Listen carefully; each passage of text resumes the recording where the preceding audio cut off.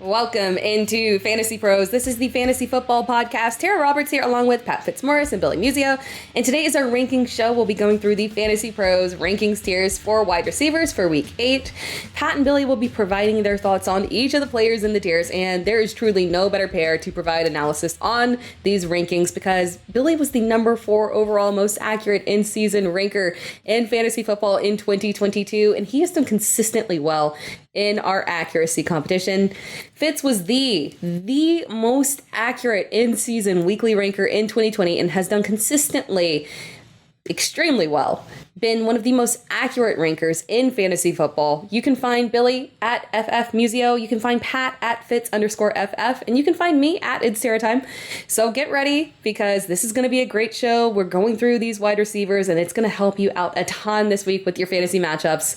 Now we'll start off here with our top 30. It is a star-studded group here. Our rankings can be found, and the tiers as well, at fantasypros.com/rankings. You can see the tiers as well if you need that nice visual on the video podcast at youtube.com/fantasypros. Now these top 30 here, Billy, I'm going to start off with you. Is there anyone that really stands out here for you? You know, Jordan Addison, I think, is coming in a little low inside the rankings. We've seen his utilization, of course, increase with the injury to Justin Jefferson.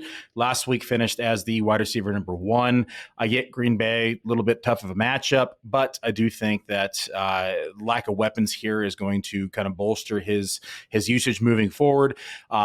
In my opinion, should be a back-end wide receiver 1, high-end wide receiver 2 on a week-to-week basis moving forward. So a little surprised to see him down here at RB20 or wide receiver 23. I'm not going to lie. I've been trying to figure it out, like which side am I on here in terms of, is he going to get locked down? Is Green Bay's defense going to say we have to stop Jordan Addison?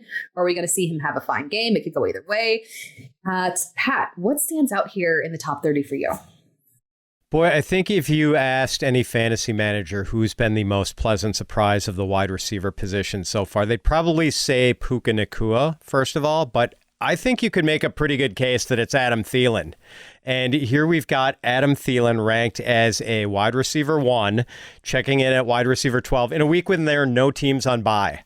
And he absolutely deserves to be there. I've actually got him wide receiver 10 this week. He ranks 7th in the league with 49 receptions, and 4 of the 6 players with more receptions than Thielen have not had buys yet. Thielen's had his bye, so he is averaging 8.2 catches per game. This guy's 33 years old, and a lot of people thought he was pretty much done after his efficiency numbers really started to tail off towards the end of his tenure in Minnesota.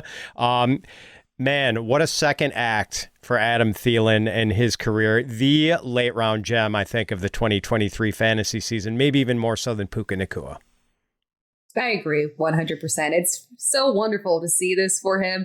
Hopefully we don't see any changes. They're changing play callers, so hopefully that doesn't affect Adam Thielen at all, but I'm not going to account for that because it's Adam Thielen and he's been fantastic, and Bryce Young absolutely loves him. Again, for in-depth analysis, make sure that you go to fantasypros.com/rankings, and for updated rankings, use the My Playbook app. Now we're going to dive in here to the B- tier. If you watch the running backs ranking show, it's really funny because the difference between the B- tier for running backs versus the B- tier for wide receivers, I mean, it's crazy, right? So we're talking Tyler Lockett here, Drake London, T. Higgins, Michael Pittman Jr., Joshua Palmer. I mean, these are all guys that so many of us absolutely love and want to perform at a higher level, guys that could sneak into that top 30 fairly easily if something kind of swings their way. We're going to stop here immediately and talk about Joshua Palmer. We're diving into the waiver wire, grabbing him earlier when Mike Williams went down. There was, whether it's going to be him or Quentin Johnson, it is so clearly Joshua Palmer who has stepped up and is the wide receiver 2, getting the targets, being productive. Let's talk it out here. We've got him ranked wide receiver 36 in ECR. Pat, you are wide receiver 37. Billy, you were on my train here with Joshua Palmer at wide receiver 23. I love to see it because I love Joshua Palmer. We'll start off with you, Billy.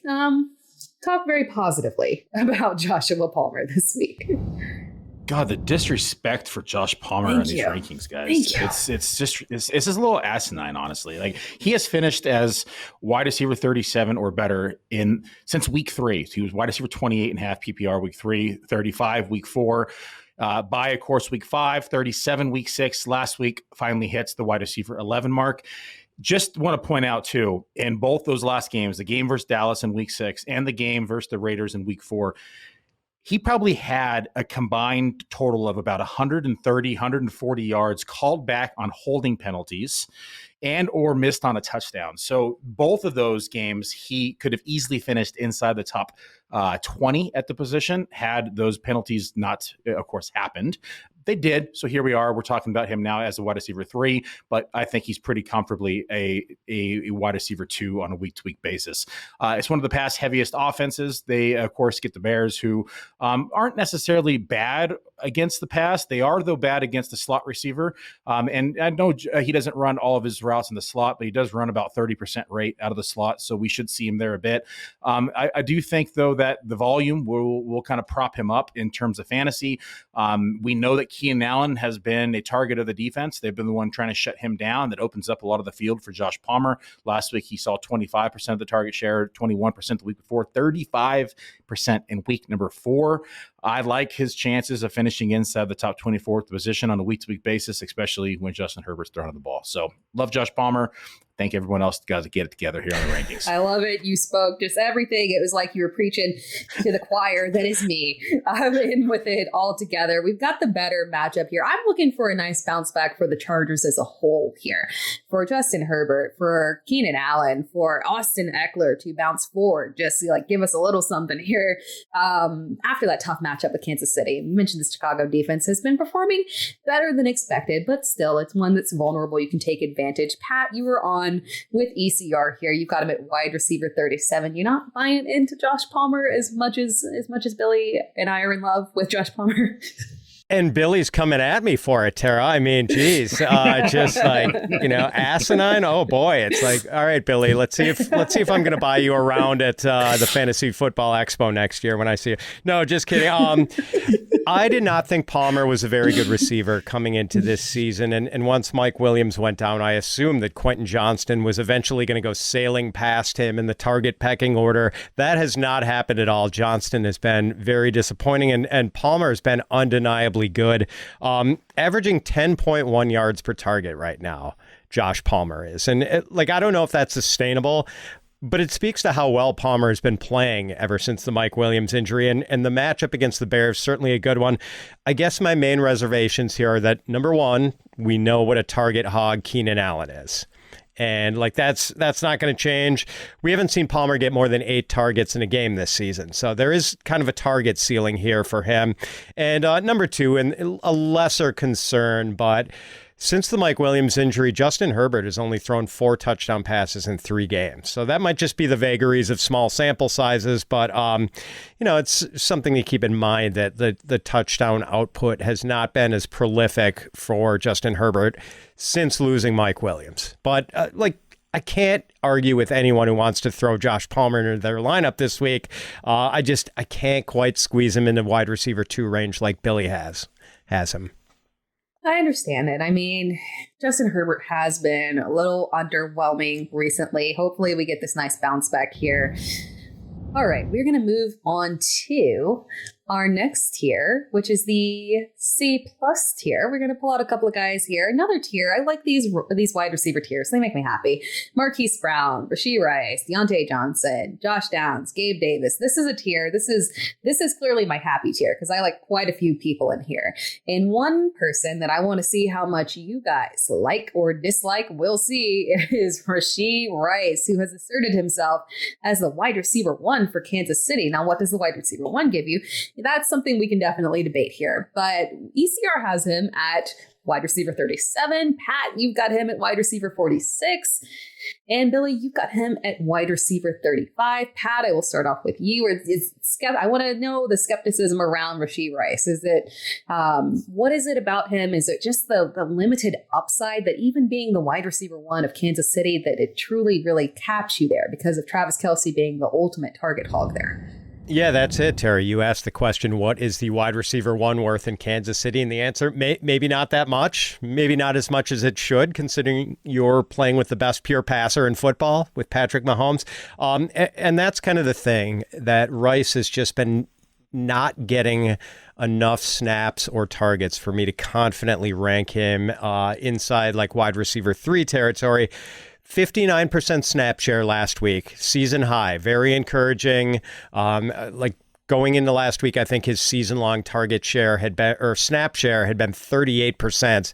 Way too few snaps for a guy who's clearly been the best wide receiver on this team. But it still means there are way too many plays where Rashee Rice is not on the field for Kansas City. And only once this season has Rashee Rice drawn more than 5 targets in a game. So 3 touchdowns on 34 targets. Like, I don't want to bet on a touchdown rate that high. It's just the usage is still not quite where you'd like it to be to feel really confident sticking Rashee Rice in your starting lineup. I can't disagree with it at all. All I'll say is that we did at least see a little uptick there with his snap count last week. Maybe we see him, Andy Reid finally say, hey, this guy, clearly, I know he's a rookie, but we want to give him a little bit more volume. So that hopefully the possibility is there. Interesting matchup against Denver. The Denver defense has been kind of difficult to figure out here in terms of the productivity that they've been giving up and down and struggles and whatnot. Billy, you're a little bit higher than ECR here with Rashee Rice. You've got him at wide receiver 35.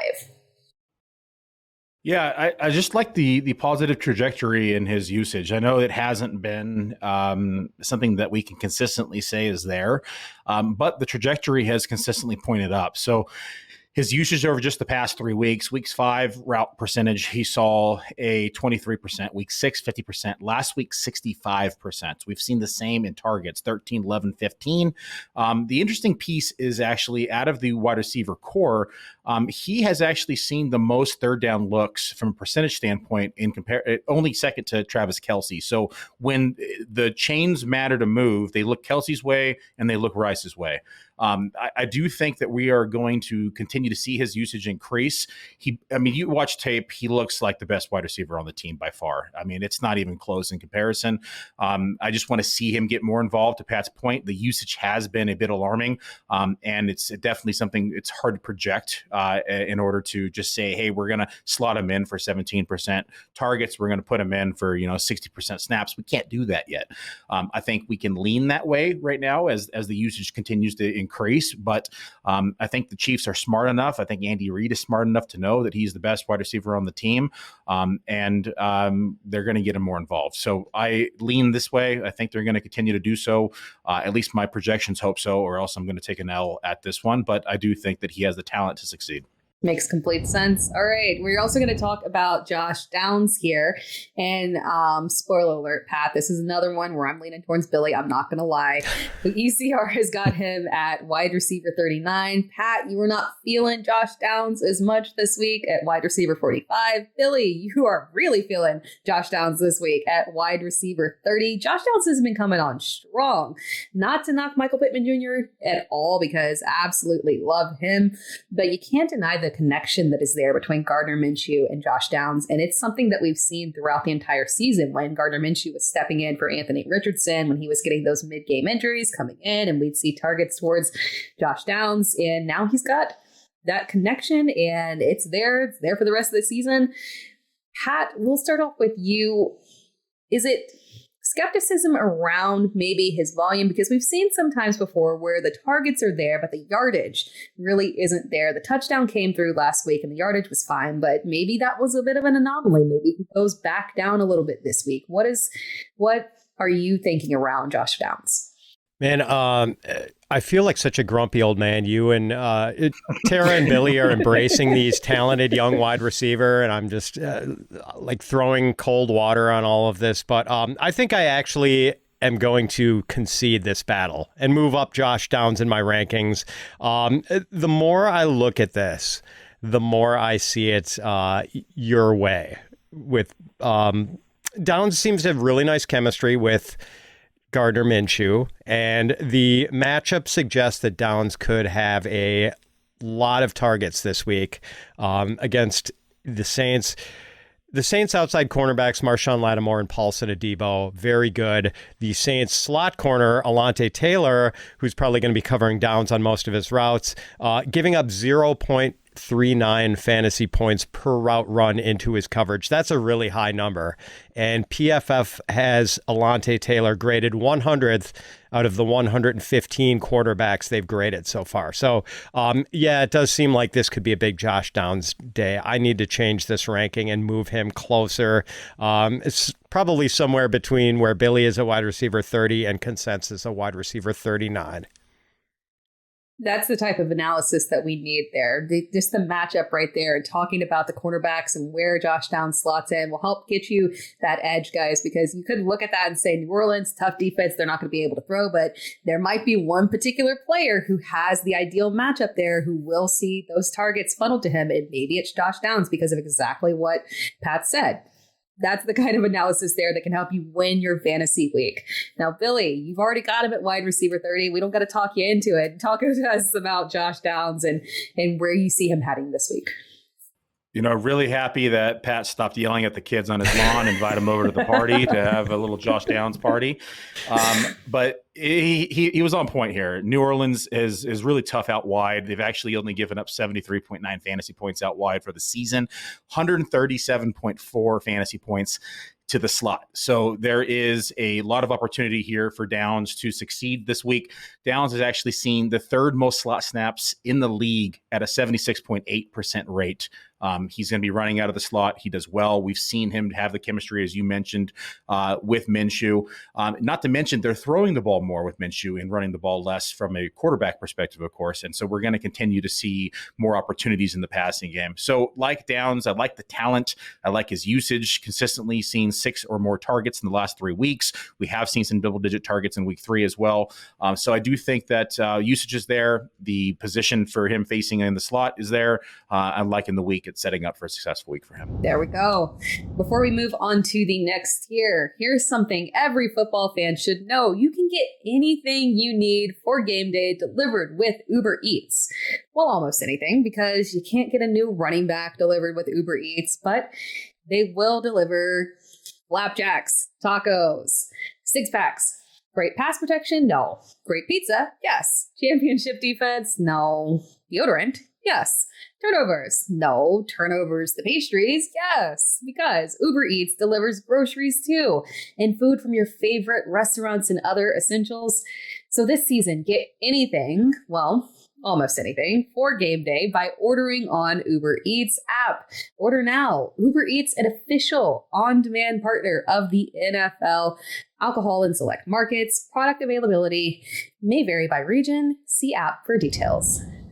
All right, we're going to move on to the C tier here. This is a big tier with a lot of guys in here. We've got Michael Thomas, Tank Dell, hopefully coming back from the concussion. We've got DeAndre Hopkins, Romeo Doubs, potentially maybe seeing a little uptick in volume here, depending on how Christian Watson is feeling. Kendrick Bourne as well, Jerry Jeudy, Curtis Samuel, Rashid Shaheed, KJ Osborne, and Jackson Smith and Jigba coming off of the uptick in production with the injury to DK Metcalf.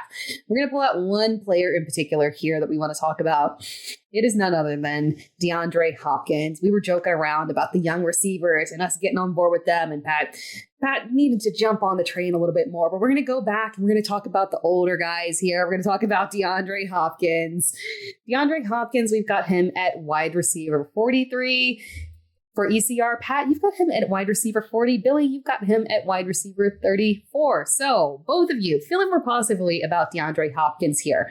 Let's talk it out. Pat, we'll start off with you. DeAndre Hopkins this week. Can we expect a little bit more out of him than we've typically been seeing? We've got an interesting situation here going on at quarterback, though. Yeah, you said it, Tera.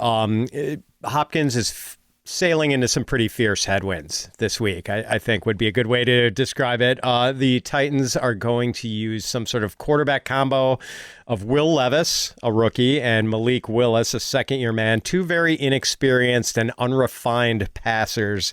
Not only that, but the Falcons have a very good pair of outside cornerbacks in A.J. Terrell and Jeffrey Okudah. So what we do know, though, about DeAndre Hopkins is that he is probably going to have a very significant target share for the Titans. Even if Treylon Burks is back from injury this week, I think it's probably a lock that DeAndre Hopkins gets 8+ touches, 8+ targets. And we do know that DeAndre Hopkins is pretty good at football. So I understand why he is being ranked as a wide receiver 4, and that's where I have him 2, but I'm still a little above consensus on him just because he's good, just because we know he's going to be involved in the passing game. Billy, how about you? You're higher than ECR, a little bit higher than Pat as well. You're feeling more positively about this quarterback situation, the quarterback carousel that we're getting here. I don't think I feel great about it. I think it's more along the lines of when we see an inexperienced quarterback, they're just going to hyper-focus one target. I do think that target's going to be DeAndre Hopkins. That being said, if we do get the official word that Treylon Burks is back, it's going to eat into this target share a bit, which will get him closer to that wide receiver 40 mark than where I have him. I have Burks kind of slotted at 10% right now, just as a placeholder, but he probably sees closer to 15 or 16% coming off of injury. Not going to see his typical, closer to 20%, but that will definitely eat into DeAndre Hopkins. Punching in the numbers as Pat was talking, because I didn't feel good about the ranking, it took him to actually wide receiver 45, which I think might be a little low. So it's definitely something I'm going to have to look at a little bit more in detail as we get more news with Burks and we see who's actually starting here at quarterback. So I don't feel confident about my ranking right now and where he sits. I would say this is probably one of the most fragile players that I have right now, kind of temporarily placed, and he's bound to move. Yeah, this is a tough one here. The Titans giving us preseason football where we'll be able to evaluate both of the quarterbacks heading into next year, apparently, as they're potentially embracing the tank here. Moving on to the C- tier, we've got Michael Gallup, Josh Reynolds, Wan'Dale Robinson, Brandon Cooks, Elijah Moore, Jaden Reed, just ahead of Christian Watson. This is an interesting tier here, guys. Is there anyone that you could maybe pull from here to have a little bit more upside versus the rest of the field? Pat, I'll start with you. I'm sort of interested in Jaden Reed this week if Christian Watson doesn't play. We don't know his status yet, but he did seem to sustain some sort of knee injury against the Broncos last week. So if he doesn't play, you've got Jaden Reed elevated in the target pecking order. Also, Luke Musgrave had some sort of injury last week. So possibly a heightened target outlook for Jaden Reed against a Minnesota pass defense that's given up a lot to wide receivers this year. Anything that stands out to you, Billy? Yeah, I'm just going to piggyback off Pat here. Jaden Reed probably gets closer to 20 to 23% of the target share if both those guys are out. So I think that he's the most interesting and probably the most likely to climb the rankings. I completely agree with you guys. Then we've got the D+ tier here with Odell Beckham Jr., DJ Chark, Tutu Atwell, and Jahan Dotson. And the D tier as well with Michael Wilson, Tyler Boyd, Darius Slayton, and Alan Lazard. Between the D+ tier and the D tier is there any guys that you feel you could maybe pull out, or maybe the opposite? Or is there anyone in here that you feel maybe doesn't belong and is a little bit more risky than the rest of them? Go ahead, Billy. Pass. Yeah. It's tough to talk about the D tier. And I'm going to take a gamble on Tutu. The matchup's going to be tough in Dallas. He's probably going to be overlooked as they look to stop Cooper Kupp and Puka Nacua. We've seen him score, 3 times this season. He's had a couple big catches, so I'm going to lean on maybe a big catch and maybe a score and kind of, pray for the fantasy gods to be on my side.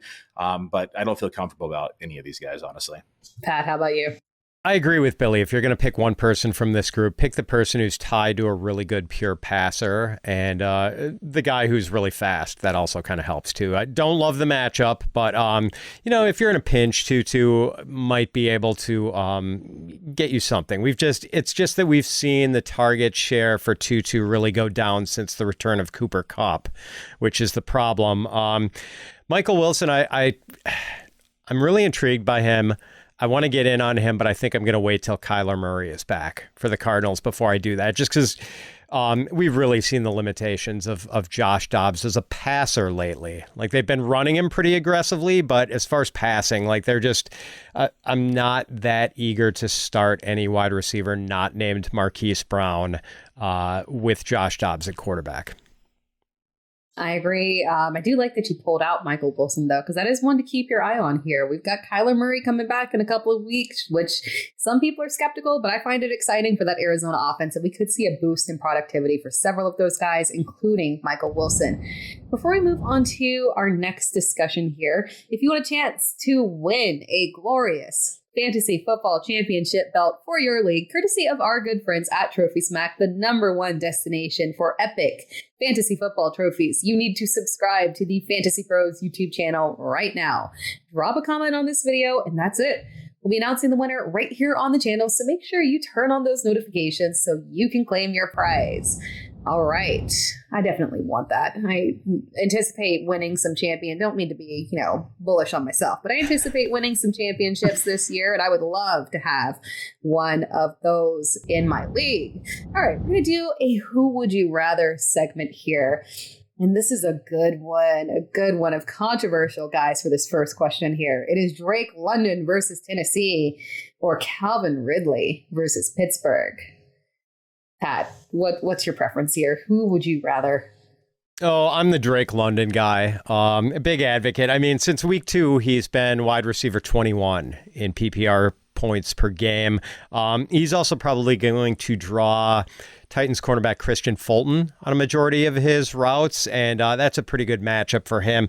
Not a bad matchup for Ridley either against the Steelers, who've been giving up quite a few fantasy points to opposing wide receivers, but man, it's just so frustrating that Ridley has had 40 yards or fewer in 5 of 7 games. And strangely, I don't understand this split. But weirdly, Ridley has been less productive with Zay Jones out of the lineup and more productive with Zay Jones in the lineup. So I don't know. Maybe if Zay Jones comes back, I don't know what the odds of that are this week. Maybe that would give Ridley a lift, but I'm definitely taking London over Calvin Ridley this week.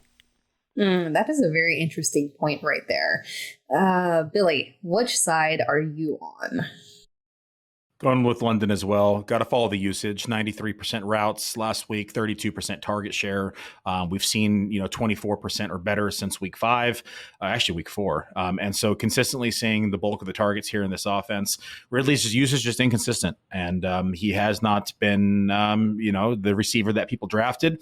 And I am going to lean Drake London's side here.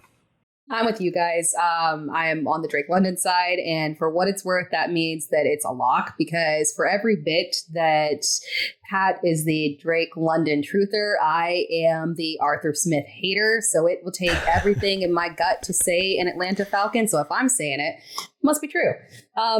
There's my analysis on that one. All right, moving on to our next Who Would You Rather? Marquise Brown versus Baltimore, or T. Higgins versus San Francisco. Marquise Brown still without Kyler Murray. We just talked about him in a difficult matchup against Baltimore. But T. Higgins, can we trust him, really? Hoping for some kind of bounce back performance from him, hopefully off of this bye week against San Francisco. So I will start off with you, Billy. Marquise Brown or T. Higgins? I'm going to go with Marquise Brown. I know last week we didn't see the usage that we had seen all season, but he has consistently seen 30% or more target share. He's been kind of a surprise based upon what we thought this offense was going to look like and what he's been putting out from a fantasy perspective. And T. Higgins, the usage is inconsistent, and they just can't trust it on a week-to-week basis. So follow the volume here. I'm going to go with Marquise Brown. Pat, how about you? I'm with Billy here. Give me Hollywood Brown.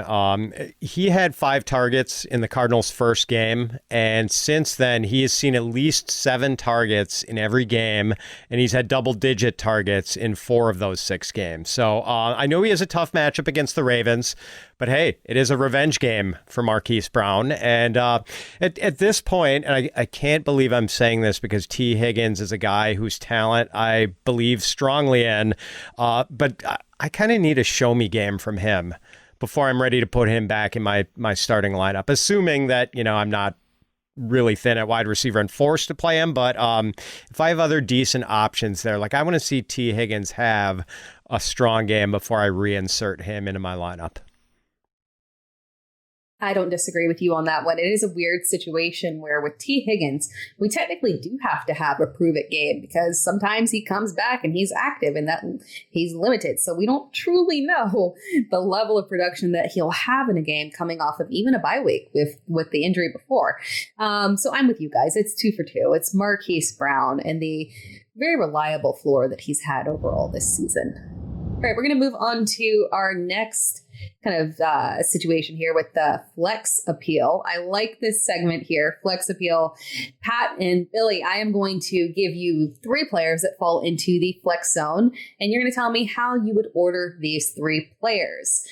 Now, I'm going to start off with you, Billy, and the first one is Miles Sanders versus Kendrick Bourne versus Rashid Shaheed. Very interesting group here. How would you order these players? If Sanders is fully healthy and playing, probably stays second here for me. Bourne has seen quite a bit of increased usage, so I'm going to go Bourne, Sanders, and Rashid Shaheed, although this could change if Sanders is inactive again and could be easily last on the list. But I think Bourne pretty clearly number 1 for me. Pat, what about you? I'm actually going to go Rashid Shaheed, Kendrick Bourne, Miles Sanders here. And things didn't work out for Shaheed last week. 4 catches for 28 yards, but he did have 8 targets. And he has had 6 or more targets in 3 of his last 4 games. Has a really nice matchup this week against the Colts. I like him just a smidge more than Bourne, and I kind of want to avoid using Sanders right now because it appears that Chuba Hubbard has made it at least a 50-50 backfield, if not pulled ahead of Miles Sanders. So I don't know what kind of usage we're going to get from Miles Sanders. And if he's getting 10 or fewer touches in a very limited Carolina Panthers offense, like that has no appeal to me. Yeah, I agree with you. Miles Sanders is the last one for me on this one. Kendrick Bourne versus Rashid Shaheed kind of depends on what you need in your lineup for me. I'd like to go Kendrick Bourne over Rashid Shaheed, but if you need the potential high big boom game, those come with Rashid Shaheed on a very frequent basis. So I'm not opposed to going with him over Kendrick Bourne. So I flip-flop on the first 2 guys, but Sanders is the one that's at the end for me. Moving on to the next one here, we've got Zach Moss, who saw equal work there, sharing the backfield with Jonathan Taylor. We may see that flip a little bit this week, but again, the Colts have been extremely run heavy. So he's, a flex appeal kind of guy here still. So we've got Zach Moss versus Jackson Smith and Jigba stepped up last week, and Dalton Schultz coming off the bye week. So Billy, I'll start off with you. Zach Moss versus Jackson Smith and Jigba versus Dalton Schultz. How are you ordering these?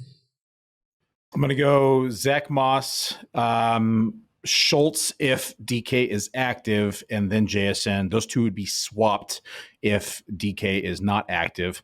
And then Moss, Moss has just been a pleasant surprise, honestly. I don't own much anywhere, but 18 carries last week, even with JT, fully inserted. Yards per carry weren't great last week, but the usage is there, and we're going to want to follow that usage. And so you have to lean into that volume and take him number 1 here. Pat, how are you ordering these players? Yeah, like Billy, I guess I have to put in some sort of DK Metcalf status caveat here. If he doesn't play, it would be JSN number 1 for me, then Moss and Dalton Schultz. But if DK Metcalf is active, I've actually got Zach Moss atop this list ahead of JSN and then, the tight end 3rd, just because the upside, I think, is a little more limited with a tight end. Yes, Jonathan Taylor is eventually going to pull clearly ahead of Zach Moss, but as you said, Tera, the Colts are very committed to their running game. And, Taylor working his way back into playing shape, but I don't know if he's quite there yet, so I think Moss is going to continue to be involved. And the Colts are also playing at a crazy fast pace this year, it's good for components of that Colts offense. They're just squeezing in more plays per game than most other teams. So Moss is still getting a lot of work, I should say, and he offers a safer floor, I believe, than either JSN or Dalton Schultz. I like it. Colts players in that offense giving us a lot of bang for our buck. By the way, guys, if you have any questions about, flex options and who should you start, you should look at the Who Should I Start tool in my playbook. For tough decisions and a full breakdown of everything that you need to know, use the My Playbook app. All right, that wraps things up for our wide receiver show. If you have any questions about anything, lineups, trades, we are live each and every single Thursday on YouTube at 3 p.m. EST, 12 p.m. PST, taking your questions. And if you want to see more advice from Pat, and I know you do, check out his rankings. Just go to fantasypros.com/fits.